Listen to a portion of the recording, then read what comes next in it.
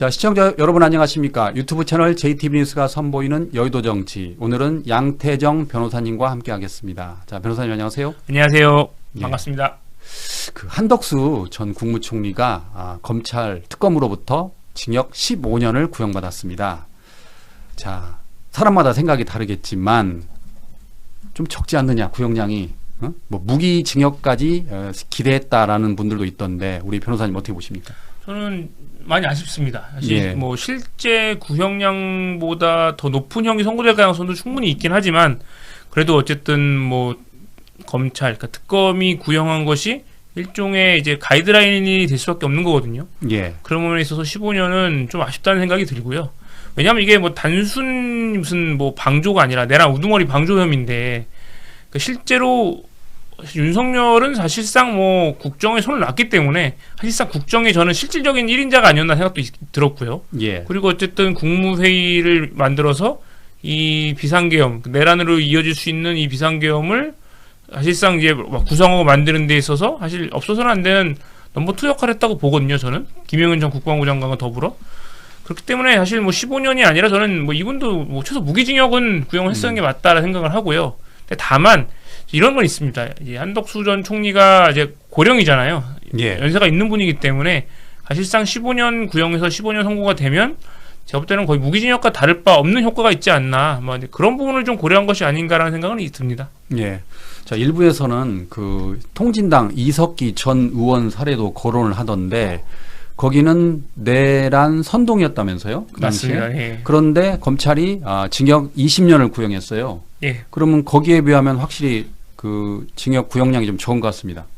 그렇죠. 물론 이제 이석기 전 의원 같은 경우는 이제 당시 이제 내란 선동 혐의 말고도 예. 국가보안법 위반 혐의라든가 이제 뭐 여러 건들이 이제 여러 혐의가 이제 합쳐진 거긴 하지만 사실 뭐 위험성을 따지면은 당시 이석기 전 의원은 그냥 국회의원이었고 원오브댐이잖아요. 네, 300명 중에 한 명. 한 명이었고 근데 한덕수 전 총리 같은 경우는 뭐 사실상 뭐 실질적인 행정의 수반을 그러니까 2인자이자 예. 사실 실질적인 뭐 행정을 총괄하는 그런 역할을 하고 있는 자인데 뭐 훨씬 더 위에라든가 이제 실제 뭐 이런 쿠데타나 내란을 시행할 수 있는 거 실질적 역할을 했다고 보거든요. 그러니까 뭐 말이 방조지 저는 거의 실제 실행범에 준하다고 생각을 합니다. 그래서 그런 면에 있어서 뭐 이석기 전 의원보다도 약한 구형량을 했다는 거는 좀 많이 아쉽죠. 그러니까 뭐 앞서 말씀드렸다시피 뭐 한덕수 전 총리가 또 이제 고령이 좀 더 고려한 것 같지만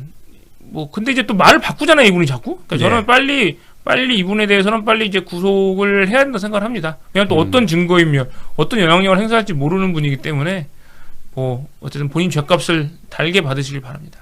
보셨어요? 그 선택적 기억. 그 똑똑하신 분이 다 기억이 안 나면서 윤석열한테 내란을 말린 건 또 기억난다. 이걸 어떻게 봐야 됩니까? 선택적 기억. 그러니까 뭐 거짓말 하고 있다고 생각을 하고요. 뭐 물론 이제 피고인이 자기 재판, 자기 형을 줄이기 위해서 자기 거짓말을 하거나 변명을 하는 거를 못하게 하거나 말릴 수는 없지만 예.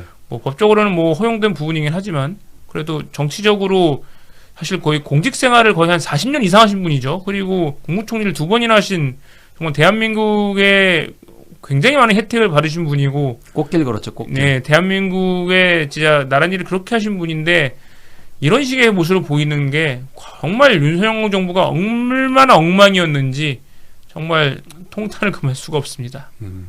자, 이제 국민들의 시선은 그 이진관 부장판사에 쏠려 있습니다. 네. 그런데 이진관 부장판사가 그 재판을 진행하는 모습을 보면 지기현 판사하고는 다르잖아요. 다르죠. 네, 그래서 일부에서는 한덕수 총리의 징역 15년이 최저선이다.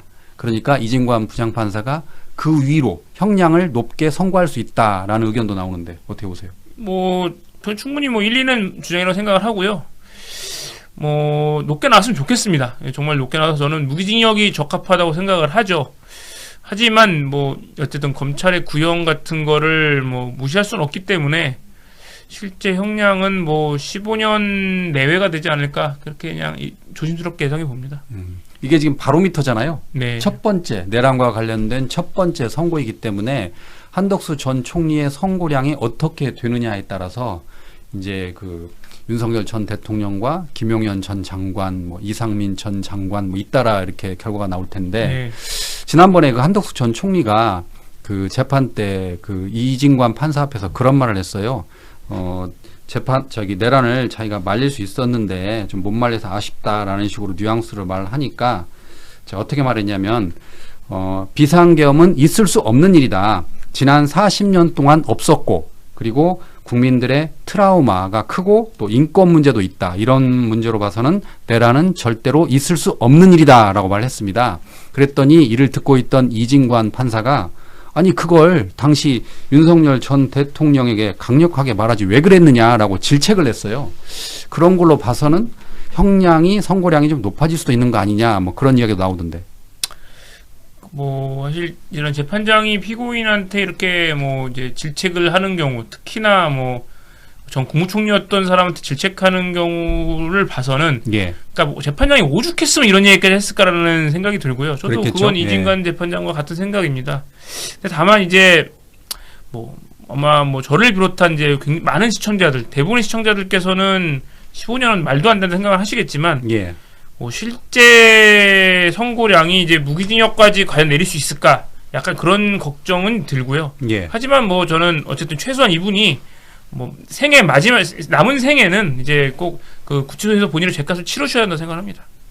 어쨌든 이번 그 구형량이 좀 적다는 의견이 많고 그리고 향후 이제 이진관 판사가 그 더 높은 형량을 선고해야 된다라는 걸 시청자들이 많이 그 생각하는 이유는 말 그대로 철퇴를 가해야 앞으로 그 누구도 내란을 꿈도 꾸지 못한다라는 생각을 하게 될 거 아니에요.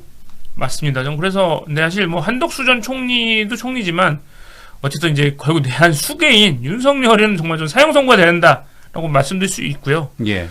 뭐 그렇긴 한데 이제 한덕수 같은 경우, 그러니까 한덕수는 또 당연히 강하게 처벌 받으셔야 할 사람이고 그 외에도 많은 사람이 처벌 받아야 되지만 어쨌든 법원 입장에서는 이제 그 내란 정도의 가담 정도가 다르잖아요. 예. 당연히 윤석열, 김건희가 가장 그 죄질이 나쁘고 그 다음은 제 생각에는 뭐 한덕수나 아니면 김용현 전 국방부 장관, 즉 실제 군사력이나 무력을 행사해서 계엄을 통한 내란을 실행할 수 있는 자, 아니면 뭐 또 그 다음에는 뭐 아마 이제 경찰권을 갖고 있었던 이제 이상민 전 행안부 장관이라든가 그리고 뭐 당시 계엄군에 투입되었던 뭐 사령관들, 뭐 이런 순으로 어쨌든 죄질 정도가 다르긴 할 텐데 이 사람들에 대해서 뭐 사실 마음 같아서는 전부 다 무기징역, 전부 다 사형 하고 싶은, 그렇게 선고를 해야 한다고 생각하시는 분들도 많이 있으실 거예요. 근데 네.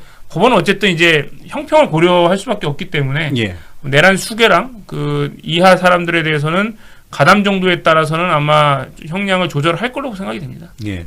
그 브라질 사례를 보면 그 브라질 전 대통령 자이르 부소나루 전 대통령이 2022년에 대선에서 패배한 뒤에 쿠데타를 모의한 혐의로 얼마 전, 그러니까 11월 11일에 그 연방 대법원으로부터 징역 27년 3개월을 선고받았다고 합니다. 쿠데타를 모의한 혐의로만. 예. 어떻게 보세요, 이거에 대해서? 그러니까 그럼 브라질 법원이 잘한 거라고 생각을 하고요. 특히나 이제 단순히 모의 혐의긴 하지만 그 모의가 단순 모의랑은 다르죠. 단순히 보통 일반 국민이나 일반 시민이 쿠데타를 모의한 정도의 죄질과 예. 이 보우소나루 전 대통령은 실제 음모에서 그치긴 했지만 실제 그 나아가서 뭐 실행까지도 가고 성공까지 할 수 있을 정도의 권한이 있었던 대통령이었잖아요. 같은 음모 혐의라고 해도 누가 했느냐, 어떤 상황에서 했느냐도 굉장히 크고, 특히나 이거는 지금 본인이 대선 패배를 한 직후에 있었던 일로 알고 있거든요. 그러니까 일종의 선거 불복, 대선 불복이죠. 이 선거 불복, 대선 불복, 지금 일부 극우 세력들이 하고 있는 부정 선거론과 저는 굉장히 같은 맥락이라고 보거든요. 그러니까 결국 이런 거를 봤을 때 뭐 브라질이 강력한 처벌한 건 잘했다고 생각을 하고요. 뭐 사실 뭐 이 판결도 어느 정도, 물론 이제 우리나라 법원이 이걸 뭐 참고를 안 할 수도 있겠지만 어쨌든 이런 식의 뭐 정권을 탈취하고 민주 질서를 파괴하는 자들에 대해서는 강한 응징이 필요하다, 이 말씀을 드리고 싶습니다. 예. 그 지금 윤석열 전 대통령의 그 1심 구속기간 만료가 내년 1월 18일이잖아요. 네. 그러면 현재로서는 일단 1월 21일 날 한덕수 전 총리의 1심이 나오는 거고 윤석열 전 대통령의 1심은 내년 2월로 지금 넘어가는 분위기입니다. 네, 맞습니다. 그러면 그 전에 지금 석방될 가능성은 어떻게 보세요?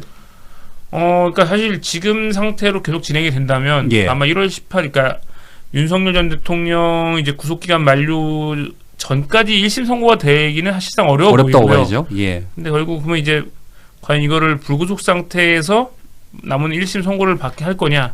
근데 그렇게 되면 굉장한 혼란이 있을 거라 생각은 들어요. 예. 근데 이걸 막을 수 있는 방법은 사실상 이제 별건 기소가 있거든요. 그렇다면서요? 지금 수하고 네. 있는 이제 다른 죄, 그러니까 지금 기소돼서 갖고 있는 내란 말고도 김건희와 관련된 뇌물이라든가 아니면 다른 범죄 같은 걸로 추가로 이제 기소하면서 그 건에 대해서 별도로 구속영장 청구를 해서 갖게 되면 다시 그 6개월이 별도로 추가가 되기 때문에 가능은 예. 하겠지만, 근데 이제 그거 이제 사실 별건 기소로 별건 구속하는 거는 사실상 이제 과거에 약간 이제 인권 침해 같은 부분, 인권 침해라고 해서 일부러 검찰이 쪼개기 기소를 해가지고 구속기간 6개월로 제한한 걸 계속 늘린다, 이런 비판이 있던 거긴 한데, 물론 예. 저는 예. 윤석열 전 대통령은 누구보다도 인권을 말살하고 침해하려고 했던 자이기 때문에 이런 보호를 받아서는 안 된다고 내심 생각을 합니다만, 예. 법치주의상 그렇게 할 수가 없잖아요. 예. 누구한테 법은 공정하고 평등하게 적용이 돼야 한다고 하는 면이 있어서, 특검이 전격적으로 이제 별건 기소를 해서 영장 청구를 하는 방법도 있고요. 전 그게 가장 물론 이제 그거에 대한 충분히 납득이 돼야겠지만, 예. 왜냐면 어쨌든 또 별도 이제 그 영장 실질 심사를 받아서 영장 발부가 돼야 되는 부분이니까 그 부분이 있을 수 있고, 그게 아니라고 하면 보통 이런 경우에 구속기간 만료되기 전에 보석을 허가해 줍니다.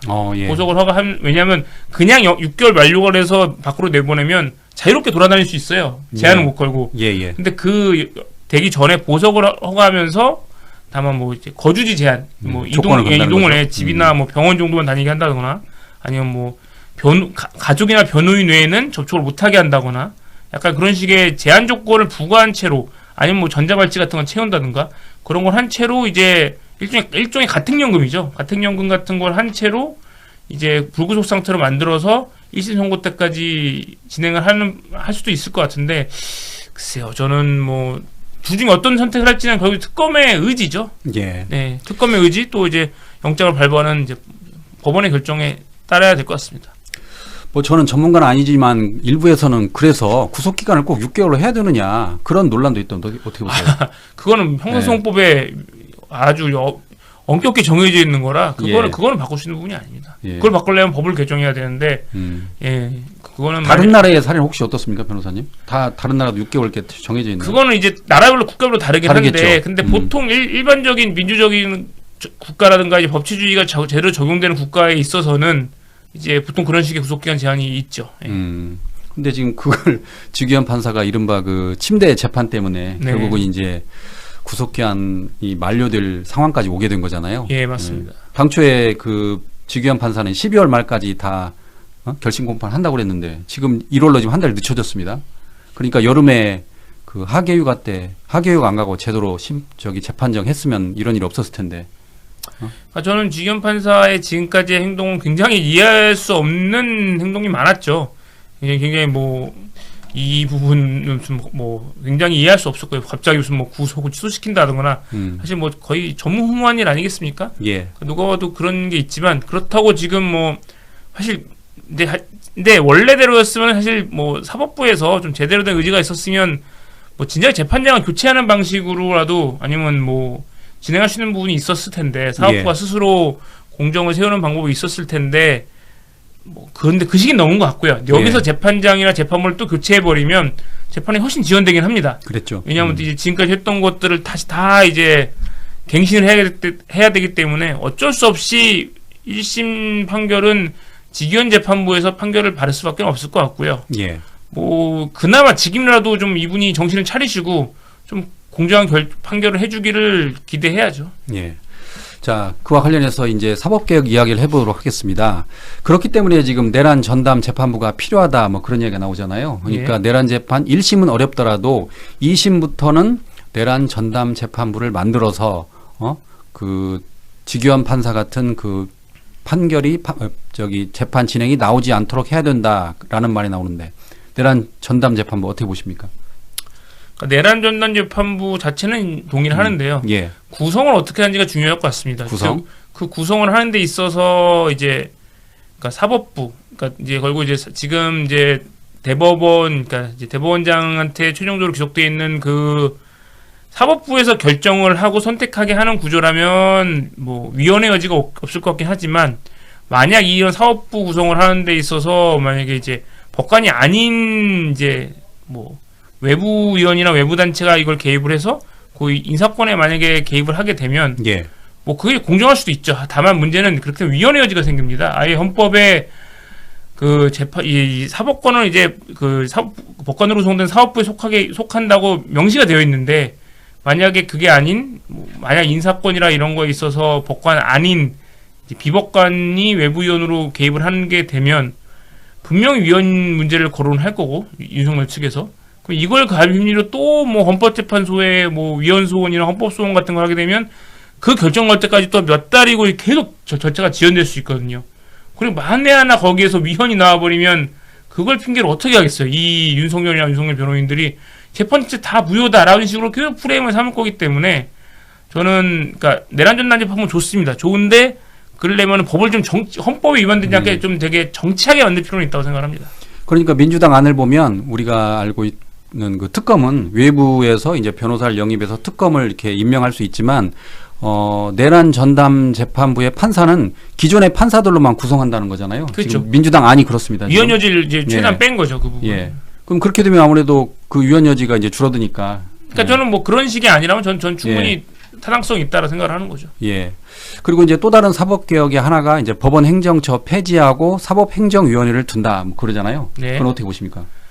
그러니까 그것도 이제 앞서 말씀드린 것과 이제 같은 부분인데요. 그러니까 사법행정위원회, 그러니까 법원행정처 폐지를 하는 것도 저는 필요하고, 예. 특히 대법원장으로 독점되어 있는 사법부의 인사권이나 예산권, 행정권을 조금 이제 분산시킨 필요는 있지만 사법행정위원회의 위원들을 제가 뭐 지금 언론 통해서 본 안에 따르면은 과반 이상을 사실상 이제 외부에서 추천받은 위원으로 구성하게 되는데 예. 이것도 저는 사실 위헌 여지가 있을 수 있습니다. 만에 하나, 그러니까 왜냐면 어쨌든 이거는 이제 일종의 이제 그러니까 법관이 아닌 비법관이 사법부의 인사나 행정이라는 거에 개입을 하는 것은 약간 헌법에 위반될 여지가 있어서 예. 물론 저는 그게 필요하다고 생각을 합니다만 지금 법 구조상 그걸 했다가 위헌이 돼버리면 지금 민주당이 추진하고 있는 사법개혁이 그 법원행정처 폐지 말고도 여러 가지가 있거든요. 그것들까지 다 문제가 돼서 다 동력이 떨어질 수 있으니 저는 개혁을 하는 건 좋지만 헌법에 문제되지 않는 선에서 개혁을 추진을 해야 동의도 받고 힘도 받고 이런 탈이 안 난다고 생각을 하는 거죠. 예. 그 정관예우 폐지, 그러니까 최소 5년 이상은 정관예우를 폐지해야 된다 그런 여론도 있던데 어떻게 보십니까?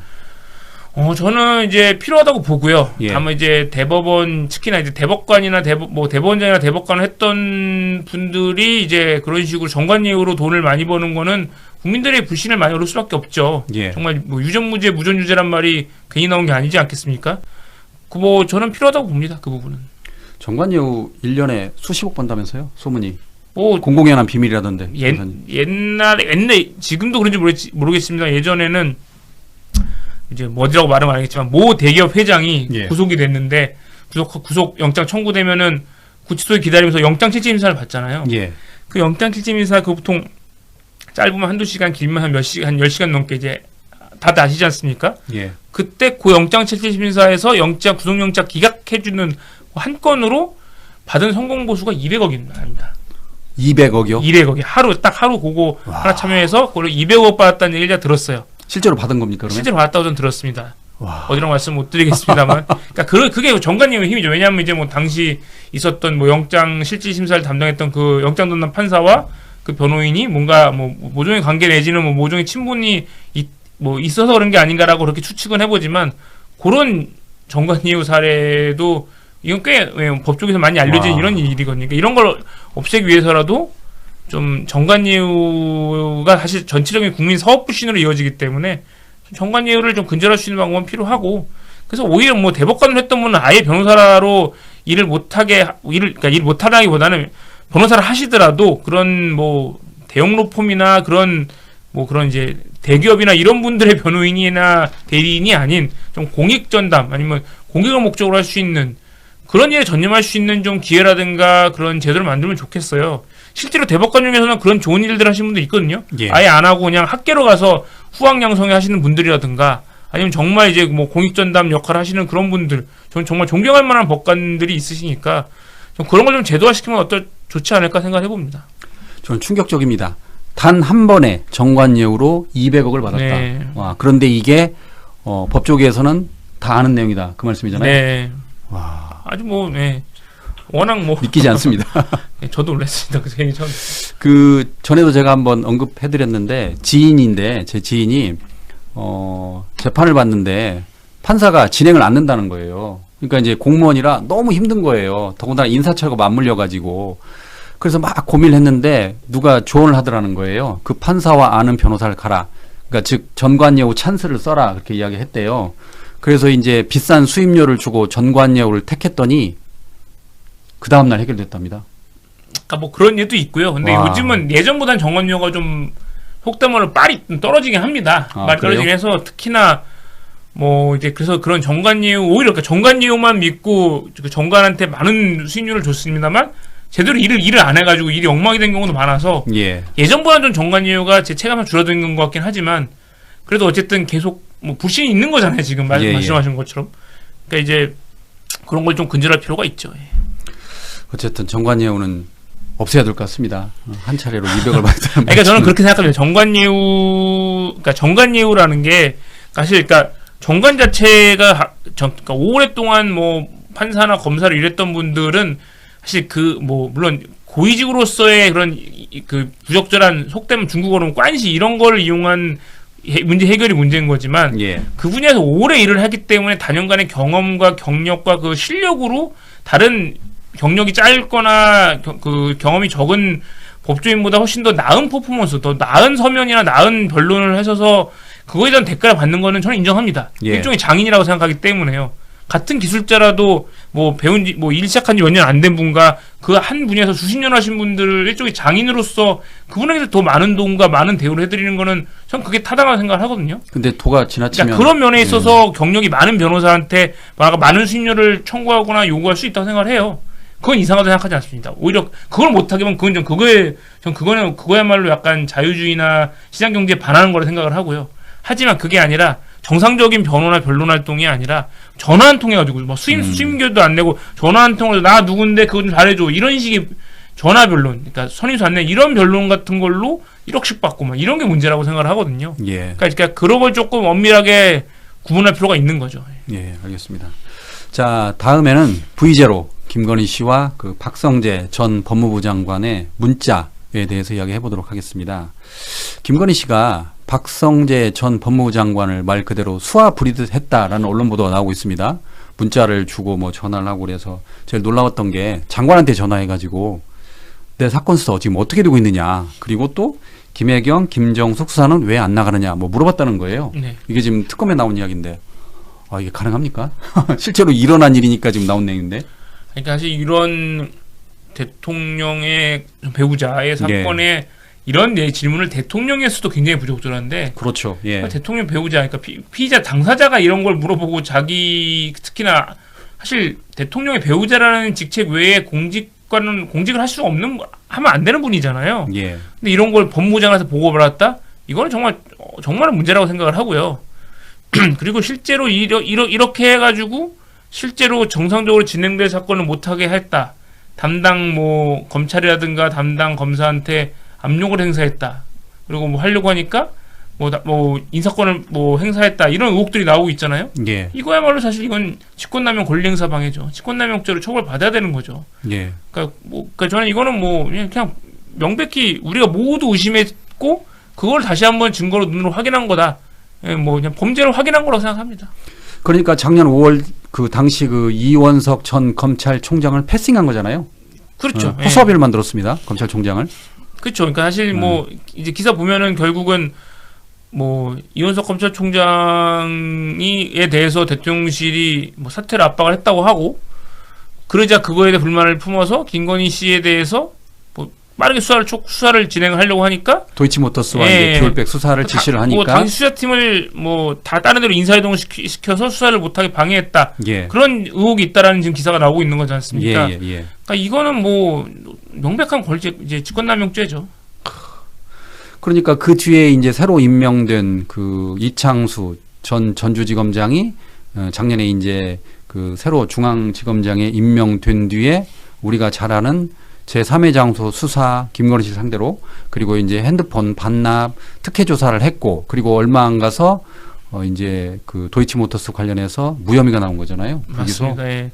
저는 좀 그렇게 생각합니다. 만약 그때 당시 중앙지검장이나 중앙지검 수사검사나 수사팀이 김건희 씨에 대해서 제대로 수사를 해서 예. 제대로 수사를 해서 뭐 구속을 시키든 아니면 최소 기소라도 했으면 저는 비상계엄이 없을 수도 있었을 것 같습니다. 사실 김건희 씨가 저는 윤석열은 말할 것도 없고 김건희 씨도 저는 이번 내란에 거의 우두머리라고 생각을 해요. 그러니까 근데 그러니까 조기에 이런 범죄를 더 큰 범죄가 되지 않도록 조기에 이분을 빨리 잡아 넣었으면 그러니까 모든 국민들이 그런 그 끔찍하고 고통스러운 이 12상 비상계엄 사태는 없지 않았을까 아쉬움이 있습니다. JTBC 보도에 따르면요. 그 당시에 그 서울중앙지검장이 그 송경호 지검장이었잖아요. 네. 지난해 1월 윤석열 전 대통령이 그 송경호 서울중앙지검장을 안가로 불렀다는 거예요. 그래서 이야기했다는 거예요. 그러면 아무래도 이제 자기 와이프 사건에도 이야기를 하지 않았겠습니까? 뭐 무조건 했겠죠. 네. 그 뒤로 이제 그 송경호 중앙지검장이 관련 수사를 좀 이렇게 늦춘 의혹이 나오잖아요. 예. 그래서 실제로 당시 송경호 중앙지검장이 교체설이 나돌았는데 교체설이 쏙 들어갔어요. 그러니까 이것도 보면 결국 대통령이 자기 와이프 그 수사에 관해서 관여했다라는 지금 의혹이 나오는 거잖아요.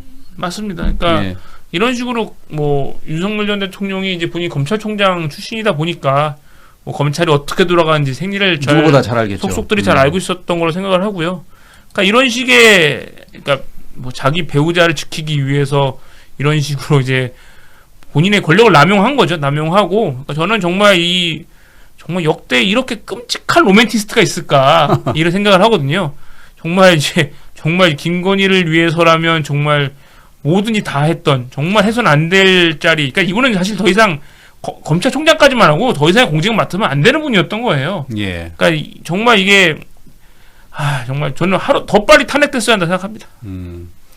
이것도 JTBC에 나온 기사인데 그 당시에 그랬다는 거예요. 용산에서 왜 이재명 구속을 못하면서 왜 김건희 조사만 하느냐라고 용산이 격분했다는 거예요. 이것도 다 JTBC 기사인데 네. 이걸 보면서 많은 국민들이 얼마나 놀랐겠습니까? 그러니까 이재명 대통령을 그러니까 구속시키려고 5만 가지를 다 했죠. 5만 가지 건으로 말도 안 되는 건으로 기소를 하고 영장도 결국 청구했지만 결국은 실패했지 않습니까? 법원에서 이제 제동이 걸려서요. 예. 그러니까 왜 이재명 대통령을 구속 못 시켰겠습니까? 죄가 없으니까 구속 못 시킨 거예요. 그러니까 그거는 뭐 정말 해서는 안 된 거고 저는 김건희 씨가 하루 빨리 구속이 됐어야 되고요. 그러니까 뭐 그랬으면 윤석열 대통령이 사실 초기에 검사할 때는 그래도 좋은 검사, 훌륭한 검사라고 칭송을 받던 분이잖아요. 예. 이렇게까지 망가지지 않지 않았을까 그런 아쉬움이 있습니다. 김건희 씨와 관련된 보도를 추가로 보면은 그 유경옥 전 행정관이었죠. 그러니까 그 법원에 나왔는데 뭐라고 말했냐면 김건희 씨 영부인이죠. 뭐라고 그러냐면 영부인 그러니까 김건희 씨를 말하죠. 김건희 씨가 가방 바꿔달라고 했다고 폭로를 했어요. 그 앞에서. 네. 그러니까 우리가 알고 있듯이 건진법사가 샤넬백 2개를 유경옥 행정관을 통해서 김건희 씨한테 전달했잖아요. 네. 그것을 받았어요. 근데 처음에 이제 그 받은 수뢰 사실을 딱 잡아 떼다가 매장에서 이제 직원들이 그 증언해 준다고 그러니까 이건 빼도 박도 못 하니까 결국 받은 사실을 인정했잖아요. 네. 그리고 나서 이제 그 유경호 행정관을 설득해서 이제 진술을 회유하도록 한 건데 그걸 폭로했지 않습니까? 네. 이렇게 되면 추가 혐의가 적용되죠. 그러니까 사실상 이제 그러니까 우리 모두가 의심했죠. 이건 샤넬백이나 이런 결국 뇌물을 받은 게 아닌가라고 의심을 했고, 근데 본인은 뭐 처음에는 받은 거 아니다, 아니면 뭐 받았다 돌려줬다 이런 식으로 변명을 하다가 그게 전부 다 거짓말했던 게 그걸 밝혀진 거고요. 예. 그러니까 유경옥 씨가 이제 자칫하면 자기가 마치 뭐 샤넬백을 중간에 뇌물로 샤넬백을 횡령한 거거나 본인이 약간 약간 다 덤탱이 씌울 것 같은 두려움이 있었나 봐요. 그러니까 예, 예. 그제서야 이렇게 이제서야 김건희가 다 시켜서 한 거다라고 이제서야 자백을 하고 있는 걸로 보여요. 예. 그러니까 정말 뭐 근데 이제 그러니까 이게 본인의 그런 증거를 인멸하기 위해서 거짓말을 시킨 건데 예. 아마 이제 뭐 모르겠습니다. 아직 뭐 선서까지 하고 진술까지도 거짓말 시켰으면은 김건희한테 위증교사죄가 추가로 혐의가 적용되겠지만 어쨌든 간에 뭐 나와서는 이제 사실을 얘기했기 때문에 뭐 그리고 본인 사건에서 증거를 인멸한 거는 또 처벌이 안 되거든요. 우리 법상. 아. 왜냐면 이제 어쨌든 뭐 그 자기불고지 같은 거, 그러니까 내 죄를 내가 변호하기 위해서 막 거짓말 시키고, 그러니까 거짓말 증거를 막 없애고 하는 거는 어쨌든 뭐 그 인간의 속성상 이제 할 수 있는 거라고 행동을 보이기 때문에 예. 뭐 그것까지 처벌하지 않겠지만 누가 봐도 죄질이 안 좋죠. 그래서 저는 뭐 죄가 더 추가되진 않을 것 같은데 뭐 일단은 뭐 뇌물이라는 거는 확실해진 걸로 보이고 예. 그 행위 거짓말을 시키고 입막음 해롱한 행위 자체로 추가 기소는 모르겠습니다만 어쨌든 형량은 확실히 올라갈 겁니다. 네. 자, 다음에는 그 이진관 판사와 이하상 변호사 그리고 권우현 변호사에 대해서 이야기해 보도록 하겠습니다. 그 이하상 변호사가 확실히 극우 쪽에서는 떴어요, 지금. 네. 뭐 확실히 뜬 것 같습니다. 하루 슈퍼챗을 400만 원 받았다는 네. 거예요. 와, 어마어마한 돈인데. 자, 정말 그런 사람한테 그렇게 돈을 보내는 분이 있다는 게 좀 놀라웠습니다. 예. 그 이하상 변호사가 그러니까 그 이진관 판사한테 뭣도 아닌 XX인데 엄청 유세를 떨더라라고 말을 했고 또 얼마 뒤에는 이제 감치 명령을 내리니까 또 뭐라고 그랬냐면 진관이 저놈 저 어리버리한데 제가 딱 가서 욕하면 오줌 싸면서 자빠진다. 또 이걸 또 유튜브에서 이야기했나 봐요. 그러니까 이제 대통령이 이제 G20 갔다가 이제 대통령이 경로한 거잖아요. 어떻게 보십니까, 그거는? 이분은 뭐 일단 본인이 변호사라는 사실을 좀 망각하고 있다고 생각을 하고요. 예. 그러니까 이게 과연 본인이 변호하고 있는 그 의뢰인한테 과연 도움이 되겠습니까? 이런 식의 행동을 하고 있는 게. 그러니까요. 그러니까 이분은 의뢰인의 안위는 안중에도 없고 본인의 정치. 본인 자기 정치하고 있는 거 생각을 하고요. 네. 뭐 자기 정치하는 걸 넘어서서 재판장한테 그리고 이제 법원에 이런 식의 모욕적인 발언을 한 거는 전 변호사로서 자격이 없다고 생각을 합니다. 예. 변호사의 품위 유지를 그 해야 될 의무를 저버린 건 물론이고 심지어 이거는 뭐 저는 범죄까지 해당하고요. 뭐 법정 모독 의혹죄라든가 사실상 명예훼손도 성립하고 그래서 오죽하면 법원이 이거를 고발 조치 좀 뭐 했다는 거 아니겠습니까? 법원 행정처가 이제 예. 고발했는데 뭐 실제로 가면은 잘해봐야 벌금형 나온다면서요? 근데 이제 이런 예. 사람들 안돼 꼭 그렇지근데 모르겠어요. 이거는 사실상 전 국민이 보는 관심 있는 재판에서 이렇게까지 했기 때문에 이거는 저는 실형이 나올 가능성도 있다고 보이고요. 예. 이 사법부가 이 생각보다 법원, 재판 그리고 법권에 대한 도전이나 공격에 대해서는 굉장히 세게 처벌합니다. 예. 그렇기 때문에 저는 이거 실형 나올 수 있는 사안이다 생각을 하고 그 전에 앞서서 빨리 뭐 대한변호사협회나 서울지방 변호사에서는 강한 중징계를 해야 됩니다. 그래서 예. 저는 뭐 필요하다면 제명까지도 해야 된다고 생각을 하고요. 이분은 다시는 변호사라 해서는 안 되는 사람이라고 생각합니다. 그러니까 일부에서는 그런 얘기가 나와요. 고발을 해도 그 형량이 크지 않을 수 있으니까 오히려 방금 말씀하신 것처럼 대한변협에서 그 변호사업을 못하도록 해야 된다. 그런 말까지 나오더라고요. 네, 저는 그래서 결국 이제 못하게 하는 방법은 이제 그러니까 제명하면 되거든요. 제명이라는 영구 제명이 제일 세고 그다음 제명이고. 근데 이제 뭐 아마 제명도 저는 가능한 선이 아닐까 싶은 생각이 들고요. 이제 그렇기 때문에 그런 이제 그리고 뭐 제명 아니더라도 이제 형사처벌 내서 징역형 이상이 확정되면은 한 5년간 또 못하게 되거든요. 일종의 네. 변호사 일. 그러니까 그렇기 때문에 이 사람은 그러니까 이분은 진짜 변호사를 다시는 해서는 안 되는 사람입니다. 당시에 그 이하상 변호사가 감치 명령을 받았는데 인적 사항을 말하지 않아 가지고 풀려났잖아요. 네. 그건 어떻게 보십니까? 그런 제도에 대해서는. 그러니까 아마 이제 지금까지 그 제도를 누구보다 잘 아는 사람이니까. 그러니까 법정에서 편하잖아요. 감치까지 한 적이 아마 거의 없을 거예요. 저도 실제로 감치되는 걸 본 적은 별로 없고요. 예. 그러니까 누가 뭐 재판장 뭐 감히 어떻게 재판장을 판사한테 아니 그러니까 이제 그게 이제 그 판사도 판사지만 그리고 이제 존중을 해주는 거죠. 사법부에 대한 존중을 해주는 거고. 예. 어쨌든 법치주의 국가, 민주주의 국가에서 분쟁이 있을 때 최종적인 해결할 수 있는 권한을 이제 국민이 일종의 이제 위탁한 거지 않습니까? 예. 미국에서는 이런 법관 판사를 신의 대리인까지 표현을 합니다. 그리고 이제 그걸 해주는 그 사법부에 대한 존중인 건데 그걸 이렇게까지 막말을 쓰고 뭐 나가라도 안 나가고 저는 감치 명령을 잘했다고 생각을 하고요. 아마 감치라는 제도가 그게 보통 감치에서 수감되면 감치 며칠 하기 전에 보통 풀어주거든요. 몇 시간만 잡아두고 보통 대부분 예, 풀어줘요. 약간 일종의 그러니까 경고하는 거거든요.